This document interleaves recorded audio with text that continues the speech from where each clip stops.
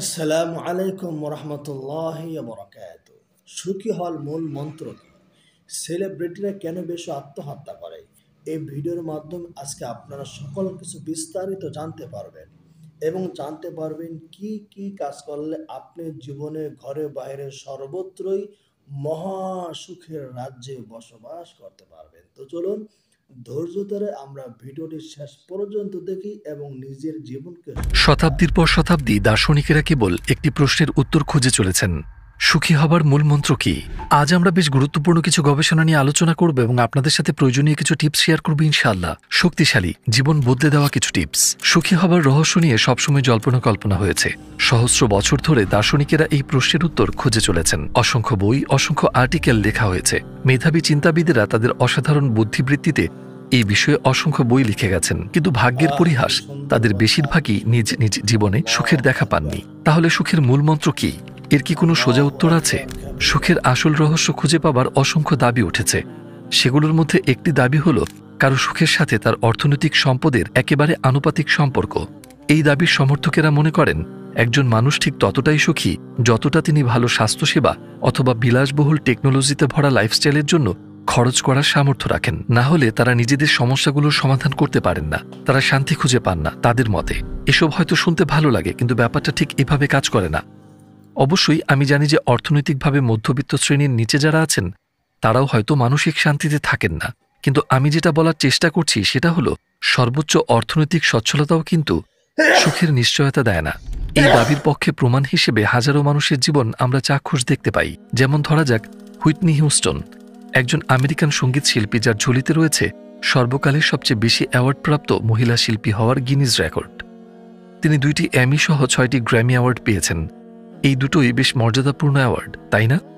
এমনকি তার অ্যালবামগুলোর 170 মিলিয়নেরও বেশি কপি বিক্রি হয়েছে। যিনি 410টিরও বেশি অ্যাওয়ার্ড পেয়েছেন এবং নিজের ফিল্ডে একটি চমৎকার ক্যারিয়ার তার ছিল। অদ্ভুতভাবে নিজের ক্যারিয়ারের তুঙ্গে থাকা অবস্থায় বেভারলি হিলসের একটি হোটেল সুইটে তার মৃতদেহ পাওয়া যায়। সেখানে তিনি গ্র্যামি অ্যাওয়ার্ডস অনুষ্ঠানে অংশগ্রহণ করার আগের রাতে অবস্থান করছিলেন। তদন্তে জানা যায় তিনি অতিরিক্ত মাদক গ্রহণে মারা যান।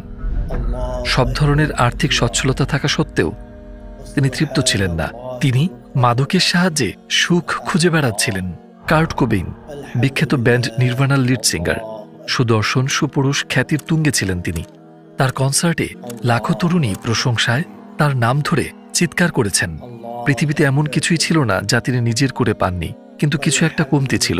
তো একদিন তিনি স্ত্রী পুত্রকে উদ্দেশ্য করে একটি শেষ চিঠি লিখলেন। তারপর নিজের বুকে বন্দুক ঠেকিয়ে নিজেকে শেষ করে দিলেন। তো এই মানুষগুলো পৃথিবীতে সবকিছুই পেয়েছিলেন। তারা যেন সাফল্যের এভারেস্ট চূড়ায় পৌঁছেছিলেন।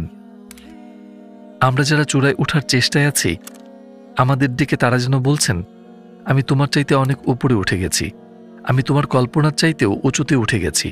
এখানে আছে অর্থ, যশ, সম্পদ, সম্পত্তি, কিন্তু আমার মতে আমাদের এক ভিন্ন খুঁজে নামা উচিত। ধাঁধার সেই হারানো শেষ টুকরোটি এখানে নেই। অবশ্যই আরো কিছু আছে, অন্য কোনো অর্থ আছে। আমার মনে আছে বিখ্যাত কমেডিয়ান জিম ক্যারি একবার বলেছিলেন, আমি চাই সবাই একদিন ধনী এবং বিখ্যাত হয়ে উঠুক এবং জীবনে যা যা কিছু চেয়েছিল সবই পাক, যাতে তারা বুঝতে পারে যে ওটাই সবকিছু নয়। অদ্ভুত, তাই না? আরেকটি প্রধান কনসেপ্ট হচ্ছে হেডোনিক অ্যাডাপ্টেশন। এর মানে কি? মানুষ ভালো খারাপ দুই পরিস্থিতিতেই মানিয়ে নেয়। তাই কিছু সময় পর তারা তাদের সুখের পুরনো মাত্রায় ফিরে যান। এই কারণে উন্নত জীবনযাত্রায় অভ্যস্ত হতে তাদের মাত্র 3 মাস সময় লাগে। এরপর লোকে এতে অভ্যস্ত হয়ে যায় এবং আগে যেমনটা ফিল করত এখনও তেমনটাই করে। তো যারা হার্ভার্ড ইউনিভার্সিটিতে সুযোগ পান, তাদের আমি হার্ভার্ডে চান্স পেয়েছি, এই আনন্দ কেবল 3 মাসই টেকে এবং 3 মাস পর এই অর্জন তাদের জন্য বেশ সাধারণ হয়ে যায়। ধরুন আপনি বছরের পর বছর ধরে চেষ্টা করছেন এবং অবশেষে আপনি বিশ্বের সবচেয়ে স্বনামধন্য বিশ্ববিদ্যালয়ে পড়াশোনা করার অধিকার পেলেন, কিন্তু 3 মাস পর আপনার ঠিক আগের মতোই মনে হচ্ছে। এটাই হচ্ছে হেডোনিক অ্যাডাপ্টেশন। এই মানিয়ে নেওয়ার মানসিকতা ভালো খারাপ দুই পরিস্থিতির ক্ষেত্রেই প্রযোজ্য। আপনি যখন একটা খারাপ খবর পান, আপনি প্রথমবার ঠিক যতটা কষ্ট পান আর 3 মাস পর যে পরিমাণ দুঃখবোধ কাজ করে, এর মধ্যে কিন্তু বিস্তর ফারাক রয়েছে। আল্লাহ আমাদের এমন একটি বৈশিষ্ট্য দিয়ে দিয়েছেন যাতে সময়ের সাথে আমাদের কষ্টগুলো কমে আসে এবং আমরা সহজভাবে জীবনে এগিয়ে যেতে পারি। অন্যদিকে 3 মাস পর আমাদের সুখগুলোও স্বাভাবিক হয়ে আসার পেছনে হিকমা কি? এটা আমাদের নতুন এক লক্ষ্যের জন্য তৈরি করে, বা আমরা ক্ষণস্থায়ী পৃথিবী থেকে মুখ ফিরিয়ে নিয়ে শাশ্বতের খোঁজে মনোযোগী হই, না হলে আমরা পার্থিব জীবনে এতটাই মগ্ন হয়ে যাব যে আর অন্য কিছু নিয়ে ভাবার আমাদের ফুরসত হবে না। আমরা হেডনিক অ্যাডাপ্টেশনের পাল্লায় পড়ে অনন্ত জীবনের কথা ভাবতে ভুলে যাব। এমনকি আপনি যদি হুইটনি হিউস্টন, কার্ট কোবেইন হন না কেন, আপনি যতই পার্থিব সাফল্যের চূড়াতেই থাকেন না কেন, 3 মাস পর এসব আপনার জন্য স্বাভাবিক হয়ে যাবে। ঠিক এই কারণটাই তাদের আত্মহননের পথে ঠেলে দিয়েছিল, একেবারে চূড়ায়, যেখানে আরও শব্দটার আর কোনো মানে হয় না। হেডনিক অ্যাডাপ্টেশনের ফলে তারা সেই উন্নত জীবনযাত্রায় অভ্যস্ত হয়ে যায়, যার কারণে তীব্র হতাশা তৈরি হয় আর নিজেকে একেবারে সাধারণ মনে করায় তাদের জীবনের আনন্দগুলোই হারিয়ে যায়। কিন্তু অবশ্যই এই গোলক ধাঁধা থেকে বেরিয়ে পুরো চক্রটিকে ভেঙে বেরিয়ে আসার কোনো না কোনো রাস্তা আছে। এখন সময় এসেছে সেই রহস্যের পর্দাফাঁসের। এই তত্ত্বটিকে বলা হয় ফ্লো থিওরি বা প্রবাহ তত্ত্ব। প্রফেসর মিহাই চিকসেন্টমিহাই এই তত্ত্বটিকে এভাবে ব্যাখ্যা করেছেন: কোনো কাজ করার সময় এতে মনোনিবেশ দিচ্ছেন, এতে ডুবে যাচ্ছেন, বাইরের দুনিয়া থেকে দূরে সরে যাচ্ছেন এবং এমন একটি ধারাতে ঢুকে পড়ছেন যেখানে আপনি টের পাচ্ছেন না কিভাবে সময় চলে যাচ্ছে। এটা হচ্ছে একেবারে সংক্ষিপ্ত ব্যাখ্যা। জানেন তো, মাঝে মাঝেই এমনটা হয় আমাদের সাথে। আপনি একটা কাজে 3-4 ঘন্টা ব্যয় করছেন, কিন্তু আপনার মনে হচ্ছে মাত্র 30 মিনিট গেছে। একটি ফ্লোতে ঢুকে পড়লে খুব দ্রুত সময় চলে যায়। ধরুন আপনি আপনার প্রিয় ক্লাসে আছেন, কি হয় তখন? আপনি একটি ফ্লোতে ঢুকে পড়েন এবং সেই পিরিয়ডটা বাস্তবের তুলনায় বেশ সংক্ষিপ্ত মনে হয়। অন্যদিকে যে ক্লাসগুলো আমাদের ভালো লাগে না, যেমনটা আমার জন্য সেটা অঙ্কের ক্লাস, সেই ক্লাসগুলো শেষই হতে চায় না। 40 মিনিটও 2 ঘন্টার মতো মনে হয়। একটি ধারাতে ঢুকতে না পারায় একে অত্যাচারের মতো মনে হয়। সংক্ষেপে বললে প্রফেসর মিহাই বলছেন, আপনার জীবনে যদি আপনি নিজেকে এমন কোনো কাজে ব্যস্ত রাখেন যেগুলোতে আপনি একটি ফ্লোতে ঢুকতে পারবেন, আপনি সুখী হবেন। যে কাজগুলো আপনাকে একটি ফ্লোতে নিয়ে যাবে সেগুলোতে যুক্ত থাকা, সেভাবেই নিজের জীবনকে সাজানোই হলো সুখী হবার মূল মন্ত্র। যাই হোক, যেহেতু প্রতিটি মানুষেরই আলাদা পছন্দ, আলাদা রুচি, আলাদা শখ থাকে, তাই কোন কাজগুলো তাদের জন্য প্রবাহ তৈরি করবে সেগুলো আলাদা। অনেকের জন্য এটা ফুটবল খেলা, কারোর জন্য এটা ছবি আঁকা, কারোর জন্য এটা অ্যাস্ট্রোলজি নিয়ে পড়াশোনা। ধরুন 40 জনের একটি ম্যাথ ক্লাস চলছে। ক্লাসের প্রত্যেকের জন্য সময়ের প্রবাহ কিন্তু আলাদা হবে। ওই ক্লাসে এমন কেউ কেউ রয়েছেন যারা অঙ্ক বোঝেন না, আবার এমনও মানুষ রয়েছেন যারা ভালোবেসে অঙ্ক শিখছেন, এবং সেই উদ্দীপনায় প্রবাহের সেই দশায় আপনার আবেগ এবং কল্পনা আপনাকে শারীরিক অবস্থান থেকে দূরে নিয়ে যায়। তাই এখন ঘড়ির কাঁটা, সময় প্রবাহ আপনার ক্ষেত্রে ক্লাসের অন্যদের চাইতে ভিন্নভাবে কাজ করে। এখন উল্টোটা কল্পনা করা যাক। একটি ফ্লোতে ঢুকতে না পারলে তখন আপনার কেমন লাগে? ম্যাথ বুঝতে না পারলে আপনার যেমন লাগে এটা ঠিক তেমনই অনুভূতি। অথবা আপনি যাদের পছন্দ করেন না, যখন তাদের মাঝে আপনাকে বসে থাকতে হয়, অথবা যখন আপনার অপছন্দের আলোচনায় বসে ইচ্ছের বিরুদ্ধে মাথা নাড়তে হয়, মনে হয় যেন সময়টাই থেমে গেছে, সময় কাটে না, উল্টো মন খারাপ করিয়ে দেয়। আমি এরকম একটা কথা শুনেছি, শত্রুর পাল্লায় পড়লে বিস্তর মরুভূমি ও চায়ের পেয়ালা সম, কিন্তু বন্ধুর সাথে থাকলে সূচের ডগাও আস্ত শহর সমান। আপনার বয়স যখন 22 কিংবা 23, আপনার স্কুল জীবন শেষ এবং আপনি একটা ক্যারিয়ার শুরু করেছেন, এমন একটা কাজ যেখানে সারা জীবন আপনাকে খাটতে হবে। হয়তোবা 40 বছর, 50 বছর ধরে আপনি কাজ করবেন, কিন্তু আমরা তো 50 বছর ধরে কাজ করতে চাই না। চাই কি?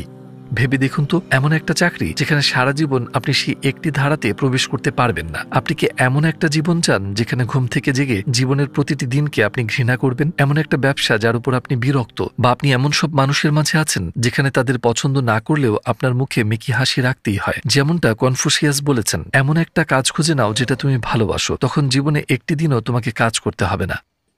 এই কথাটা পুরো থিওরিকে খুব সংক্ষেপে বুঝিয়ে দেয়। আপনি হয়তো ভাবছেন, এখন আমার কি করা উচিত? জীবন আমাকে এই সুযোগ দেয়নি যে কি কাজ করব, কোথায় কাজ করব সেটা বেছে নিব। আমি আমার অপছন্দের কাজ করতে বাধ্য হচ্ছি। এই পর্যায়ে আপনার হাতে দুটো অপশন আছে। আপনি সব বদলে আপনার পছন্দের কাজকে পেশা হিসেবে নিতে পারেন এবং আপনার উৎসাহটাকে ধরে রাখতে পারেন, অথবা আপনার লক্ষ্য হতে পারে আপনি আপনার বর্তমান পেশাতেই একটা ধারাতে যাবার চেষ্টা করবেন এবং আপনি সেই হিসেব মতো আপনার উৎসাহ এবং ফ্লো তৈরি করার চেষ্টা করবেন। আপনি আপনার কাজের বাইরেও একটি লক্ষ্য খুঁজে নিতে পারেন। এটা কোনো শখ হতে পারে। যে সময়টা আপনি কোনো কাজ করছেন না সেই সময়টার জন্য রেখে দিতে পারেন। শুধু মাথায় রাখতে হবে, উৎসাহ তৈরি করে এমন একটা লক্ষ্য মাথায় রাখা ফ্লো থিওরির একটি গুরুত্বপূর্ণ অংশ। তো একটি ফ্লোতে ঢুকতে পারাই হচ্ছে সুখী হবার মূল মন্ত্র। কিন্তু অনেকেই একটি বেশ বড় সমস্যার কথা বলে থাকেন, যার সমাধান এই থিওরিতে পাওয়া যায় না। একে বুঝতে আমরা 3টি আলাদা গ্রুপের দিকে একটু নজর দিব। প্রথম গ্রুপ নাস্তিক। ওইসব মানুষ যারা সৃষ্টিকর্তায় বিশ্বাস করেন না এবং মনে করেন যে মৃত্যুর পর কিছুই ঘটবে না। তারা বিশ্বাস করেন মৃত্যুর পর তারা নিশ্চিহ্ন হয়ে যাবেন। দ্বিতীয় গ্রুপ মুসলিমেরা। ওইসব মুসলিমেরা যারা আল্লাহ এবং আখিরাতে বিশ্বাস করেন কিন্তু ইসলামী বিধিবিধান অনুসারে জীবনযাপন করেন না, যারা হারামের সাথে জীবনযাপন করেন এবং ইসলাম চর্চা করেন না। তৃতীয় গ্রুপ, তারা ধার্মিক এবং আদর্শবান মুসলিম, যারা আল্লাহ এবং আখিরাতে বিশ্বাস করেন এবং নিজ বিশ্বাস অনুযায়ী জীবনযাপন করেন। প্রথম গ্রুপের দিকে আসা যাক, নাস্তিকেরা। এই দলের মৌলিক বিশ্বাস হচ্ছে যে তারা বিশ্বাস করেন মৃত্যুর পর তাদের কোনো অস্তিত্ব থাকবে না। তাই এই একটি ধারাতে প্রবেশ করা তাদের জন্য ঠিক লাভজনক হবে না, কারণ যখন তারা এই একটি ধারাতে প্রবেশ করেন সময় ভীষণ দ্রুত চলে যায়। 70 বছরের জীবনও 20 বছরের জীবন মনে হবে। তাই এই বিশ্বাস অনুসারে একটি ধারাতে প্রবেশ করা একজন নাস্তিক 20 বছরের মধ্যেই এই পৃথিবী থেকে হারিয়ে যাবেন। ধারাতে কাটানো প্রতিটি মুহূর্ত তাদের দ্রুত অস্তিত্বহীনতার দিকে ঠেলে দেবে। এটা ঠিক ওই গাড়িটির মতো যেটা কিনা আগে ঘন্টায় 30 কিলোমিটার গতিতে খাদের দিকে যাচ্ছিল আর এখন ঘন্টায় 200 কিলোমিটার গতিতে এগোচ্ছে। এটা জানার পর একজন নাস্তিক হয়তো বলবেন, বেশ, তাহলে আমি ফ্লো নিয়ে মাথা ঘামাবো না। কিন্তু সেই ক্ষেত্রে সময় প্রায় থমকে যাবে। তারা বিরক্ত হয়ে পড়বেন এবং তারা একটি বিরক্তিকর এবং ক্লান্তিকর জীবনে আটকে পড়বেন, যাকে মনে হবে যেন 300 বছর লম্বা। দুই ক্ষেত্রেই তারা কিন্তু ক্ষতির সম্মুখীন। এটা তাদের জন্য একটি প্যারাডক্স। দ্বিতীয় দলের ক্ষেত্রে আমরা এমন একজন মুসলিমের কথা বলছি, তিনি ফরজগুলো আদায় করতে পারেন না এবং নিজের নফসের লালসার কাছে হেরে যান। নিশ্চয়ই আমরা কেউই ভুলের ঊর্ধ্বে নই। আমরা মানুষ, আমরা হাজারো ভুল করি। আমরা হোঁচট খেয়ে পড়ে আবার উঠে দাঁড়াই। আমরা যে দলটির কথা বলছি সেখানে এমন সব মানুষ রয়েছেন যারা নিজেদের ভুল শুধরানোর চেষ্টা করেন না, যারা গুনাহ করে ফেলছেন কিনা সে নিয়ে মাথা ঘামান না, যাদের অনুতাপ নেই, যারা প্রায়শ্চিত্ত করেন না। তাদের জন্য ধ্বংসের ঘণ্টা বেজে চলেছে। কারণ কোরআন থেকে আমরা জানি যে এই ধরনের ব্যক্তিকে যদি আল্লাহ ক্ষমা না করেন, পথের শেষে তাদের জন্য রয়েছে যন্ত্রণাদায়ক শাস্তি। জাহান্নাম এমন কোনো স্থান নয় যেখানে আপনি বলবেন, বেশ, আমরা খানিকটা পড়ব, এরপর এখান থেকে বেরিয়ে পড়ব। আমি বুঝতে পারি না যে মানুষটা এমনকি লাইটারের শিখার উপর 5 সেকেন্ড হাত রাখতে পারে না, তিনি জাহান্নামের আগুনকে এতটা হালকাভাবে কি করে নেন। এই দলটি যদি পৃথিবীতে ফ্লোতে প্রবেশ করেন তখন কি ঘটবে? 70 বছরকে মনে হবে 20 বছর এবং তারা দ্রুত আগুনে নিক্ষিপ্ত হবেন। সেক্ষেত্রে তাদের ফ্লোতে প্রবেশ করা উচিত কি না, তেমন এক দ্বিধা বা মস্তিষ্ককে কার্যত নিষ্ক্রিয় করে দেয়। সবশেষে তৃতীয় দলে এমন সব মুসলিম রয়েছেন যেমনটা হয়ে ওঠার জন্য আমরা সবাই দোয়া করি। সেসব মুসলিম যারা আল্লাহর আদেশ ও বিধিনিষেধ মেনে চলতে দৃঢ় প্রতিজ্ঞ, যারা আল্লাহর সন্তুষ্টি অর্জনে চেষ্টা চালিয়ে যাচ্ছেন এবং যারা হালালের মাঝে জীবনযাপন করেন এবং হারাম থেকে দূরে থাকেন। যেসব মুসলিম গুনাহে লিপ্ত হন কিন্তু তওবার মাধ্যমে ঘুরে দাঁড়ান এবং এই পথে কায়েম থাকেন। এই দলের লোকজন যখন তাদের জীবনে ফ্লোতে প্রবেশ করেন এবং যারা হালালের মাঝে এক আনন্দময় জীবনযাপন করেন, তাদের 70 বছরের জীবন সংক্ষিপ্ত হয়ে আসবে। এই পৃথিবীতে 70 বছর বাঁচার পরিবর্তে তাদের মনে হবে তারা কেবল 20 বছরের জীবন কাটিয়েছে এবং তারা দ্রুত অনন্ত জীবনের দিকে ধাবিত হবে ইনশাআল্লাহ। জান্নাত যেখানে কোনো দুঃখ কষ্ট তাদের নাগাল পাবে না। সবচেয়ে গুরুত্বপূর্ণ যে বিষয়টি আমরা এরই মধ্যে বুঝতে পেরেছি সেটা হলো কোনো মহৎ লক্ষ্য সামনে না থাকলে ফ্লোতে প্রবেশ করা সত্যি অসম্ভব। আপনার যখন লক্ষ্যে পৌঁছানোর তাড়া থাকে, পথে হোঁচট খেয়ে পড়লেও উঠে দাঁড়ানোর মতো মনোবল থাকে। তাই নিজের জন্য আল্লাহর উত্তম বান্দা হওয়া আর অনন্তের পথিক হওয়ার মতন মহৎ লক্ষ্য স্থির করুন। অন্যথায় মানুষ যখন নিজের জন্য ক্ষণস্থায়ী লক্ষ্য স্থির করে, একসময় সবকিছুই এই পৃথিবীতে ছেড়ে যেতে হবে ভেবে তারা মনোবল হারিয়ে ফেলতে পারে। এটা তাদের সেই প্রবাহ থেকে ছুঁড়ে ফেলে দেবে। আলহামদুলিল্লাহ, আমাদের ধর্ম এত চমৎকার যে সবচেয়ে কষ্টের মুহূর্তেও আমাদের মনোবল দৃঢ় রাখে। আবু হুরাইরা রাদিয়াল্লাহু আনহু বর্ণনা করেছেন, রাসূল সাল্লাল্লাহু আলাইহি ওয়াসাল্লাম বলেছেন, মুমিনদের উপর এমন কোনো বিপদ নেমে আসে না যার দ্বারা আল্লাহ তাদের গুনাহ ঝরিয়ে না নেন, এমনকি সেটা একটা কাটা ফুটে যাওয়াই হোক না কেন। সুবহানাল্লাহ। আপনি কষ্ট পেয়ে অধৈর্য হয়ে উঠে বলেন, আমাকে কেউ বোঝে না, কিন্তু আপনার কষ্টগুলোই গুনাহের কাফফারা দেয় যতক্ষণ না পর্যন্ত আপনি বিপদকামী হন। প্রিয় ভাই, মনে রাখবেন, একদিন আপনার জীবনের অবসান ঘটবে এবং আল্লাহর রাস্তায় যে কাজগুলো আপনি করেননি সেগুলো শূন্য দিয়ে গুণ হয়ে মিলিয়ে যাবে। কিন্তু আল্লাহর ওয়াস্তে যে কাজগুলো করেছেন সেগুলো আখিরাতে সঙ্গে যাবে এবং চিরস্থায়ী হবে। সেগুলো আপনার অনন্ত জান্নাতে যাবার পাথেয় হবে। তাই হালাল পরিমণ্ডলে থাকা, বিশ্বাসী পরিমণ্ডলে থাকা সব ধরনের মনোকষ্টকে সারিয়ে তোলার প্রেরণা দেয়।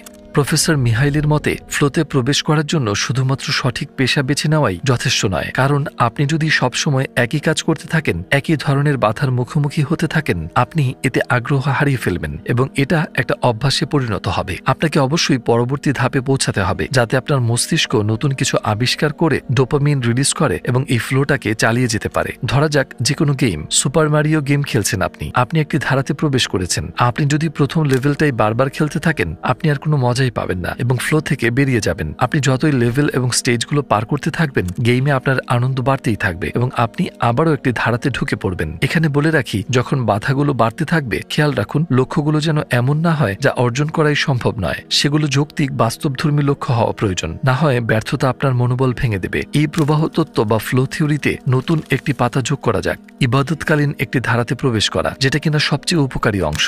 একজন বিশ্বাসীর জন্য শুধুমাত্র সুখী হতে একটি ধারাতে প্রবেশ করা একমাত্র লক্ষ্য হতে পারে না, অন্যথায় সময় প্রবাহ আমাদের তীব্র গতির জীবনকে ভীষণ গতিতে বৃদ্ধ বয়সে পৌঁছে দিবে, সাথে লক্ষ্যহীন কর্মের ঝুড়ি। আপনি যদি আধ্যাত্মিক পথে একটি ধারাতে প্রবেশ করেন, আপনি যদি একটি ইবাদতময় জীবনযাপন করেন, যখন আপনি 70 বছর বয়সে পৌঁছাবেন, তখন নিজেই নিজেকে বলবেন, আলহামদুলিল্লাহ, আমার জীবনকাল কোরআনের সেবায় ব্যয় করেছি, আমি আল্লাহর সন্তুষ্টির জন্য বেঁচেছি, আমি আমার রবের নির্দেশ মেনে চলতে সংগ্রাম করে গেছি। সেই সময়টা এত দ্রুত গিয়েছে যে আমি টেরি পাইনি কখন ফুরিয়ে এলো। আলহামদুলিল্লাহ, আমার সময় বৃথা যায়নি, এর সবটুকুরই পরিণাম আখিরাতে পাবো ইনশাআল্লাহ। তাউস আল ইয়ামিনী নামে এক ব্যক্তিকে আমার মনে পড়ে। তাবিঈদের মধ্যে অন্যতম শ্রেষ্ঠ ইমাম ছিলেন তিনি। 40 বছর ধরে এই ব্যক্তি এশার নামাজের অজু দিয়েই ফজরের নামাজ আদায় করে গেছেন। অন্যভাবে বললে তিনি এশা থেকে ফজর পর্যন্ত টানা ইবাদত করে গেছেন। কোনো একটি ধারাতে প্রবেশ না করে কি 40 বছর ধরে এমনটা করা সম্ভব? অবশ্যই তিনি একটি ধারাতে প্রবেশ করেছিলেন। আপনি হয়তো ভাবছেন, কি করে তিনি 40 বছর ধরে টানা 10 ঘন্টা ইবাদত করলেন? তিনি কি আগ্রহ হারাননি? সত্যি বলতে, একটি ধারাতে প্রবেশ করায় ওই সময়টা তার জন্য দীর্ঘ ছিলই না।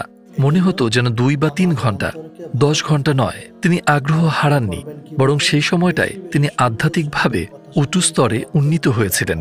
এখানে আরো বলে রাখি, তাউস আল ইয়ামিনী একমাত্র ব্যক্তি ছিলেন না। তাউস আল ইয়ামিনীর মতো আরো হাজারো মানুষ রয়েছেন। কিন্তু তাহলে কেন আমরা তার মতো করে ইবাদত করছি না? আমরা তো প্রতিদিন 5 ওয়াক্ত ইবাদতই কষ্ট হয়ে যায়, যেখানে কিনা মাত্র 1 ঘন্টার মতো ব্যয় হয়, তাই না? এর ব্যাখ্যাটিকে এইভাবে প্রকাশ করা যাক, ইবাদতের অধ্যাবসায়ের সময়কাল। যখন আমরা ইবাদতে অধ্যাবসায় সেই সীমায় পৌঁছানোর মতো সংকল্প করতে পারি না, আমরা সেই মাত্রা পার করে সামনেও যেতে পারি না। প্রথম প্রতিদিন 2 পাতা কোরআন পড়তেও আপনার কঠিন মনে হবে, কিন্তু যখন আপনি আরেকটু এগিয়ে প্রতিদিন 20 পাতা পড়াকে আপনার লক্ষ্য করে নেবেন, অবশ্যই শুরুতে আপনার বেশ কঠিন মনে হবে। কিন্তু যখন আপনি ধৈর্য এবং অধ্যাবসায়ের সাথে ইবাদত চালিয়ে যাবেন, যখন আপনি কিছুদিন নিজের উপর জোর করে এমনটা চালিয়ে যাবেন, আপনি হঠাৎ দেখবেন সহজেই এমনটা করতে পারছেন। এরপর 2 পাতা কোরআন তিলাওয়াত, যেটা আপনার কঠিন মনে হচ্ছিল, সেটা আর কঠিন মনে হচ্ছে না। হ্যাঁ, এই পর্যায়ে আপনি সেই সীমা পার করে ফেলেছেন। শুধু একবার প্রথম তারাবি এবং শেষ তারাবির কথা মনে করে দেখুন, দুটো কি একই ছিল?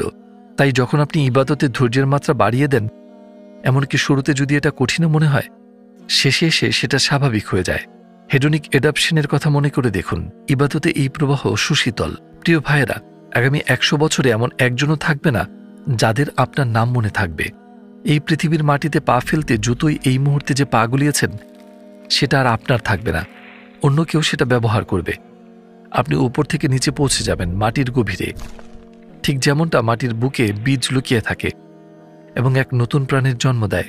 তাই মানুষও মাটির গভীরে চলে যাবে এবং নতুন জীবন শুরু করবে। আমাদের জান্নাত অর্জন করতে হবে, আর অন্য কোনো পথ নেই। তাই আজ চলুন জীবনে এমন একটা কিছু যোগ করি যার সাহায্যে ইবাদতে একটি ধারাতে প্রবেশ করতে পারবেন। কিন্তু এখন থেকে আমাদের এই থিওরির নাম ফ্লো থিওরি থাকবে না, বরং এটা তত্ত্বের প্রবাহ বা অনন্তের দিকে প্রবাহিত হয়। আমরা যদি ঠিক পথে প্রবাহে মিশে যেতে পারি, আমরা আর মৃত্যুর পরে জান্নাতে প্রবেশের জন্য 40 বছর অপেক্ষা করব না। আমাদের মনে হবে যেন 5 বছর, কারণ আমরা প্রবাহে মিশে গেছি। চলুন ভাইয়েরা, এই দোয়ায় আমিন বলি। আসসালামু আলাইকুম সম্মানিত দর্শক শ্রোতা, আশা করি ভিডিওটি আপনার কাছে অনেক ভালো লেগেছে।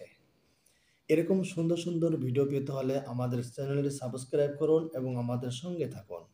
আর আপনাদেরকে জানাতে চাই, আমাদের একটি মাদ্রাসা রয়েছে। এই মাদ্রাসায় অনেক গরিব, মিসকিন, অসহায় ছাত্ররা লেখাপড়া করে। তাই যারা দান করতে ভালোবাসেন তারা আমাদের সাথে যোগাযোগ করুন। আমাদের তথ্য ভালোভাবে জেনে এরপর আমাদের মাদ্রাসায় এতিম, মিসকিন, অসহায় ছাত্রদেরকে দান করুন। দান করলে আল্লাহ তাআলা বালা মুসিবত দূর করে। দান করলে আল্লাহ তাআলার গোসা দূর হয়ে যায়। দান করলে মানুষ মানুষের প্রিয় হয়, আল্লাহ পাকের প্রিয় হয়, জান্নাতের কাছাকাছি হয়, আর জাহান্নাম থেকে অনেক দূরে সরে যায়।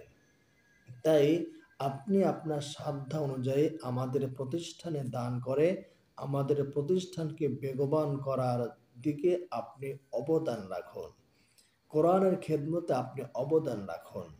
জান্নাতে যাওয়ার পিছনে আপনি অবদান রাখুন। আল্লাহ তাআলা আপনার এই ছোট্টখাটো দানের বদৌলতে দুনিয়ার জীবনকে সুখময় করুন এবং পরকালের জীবনকে আল্লাহ তাআলা আরও বেশি সুন্দর করুন, আনন্দময় করুন। সে দোয়াই করে আজ বিদায় নিচ্ছি। দেখা হবে নতুন কোনো ভিডিওতে। সে পর্যন্ত আল্লাহ তাআলা আমাদের সবাইকে সুস্থ রাখুন, ভালো রাখুন। ওয়াসসালামু আলাইকুম ওয়া রাহমাতুল্লাহি ওয়া বারাকাতুহু।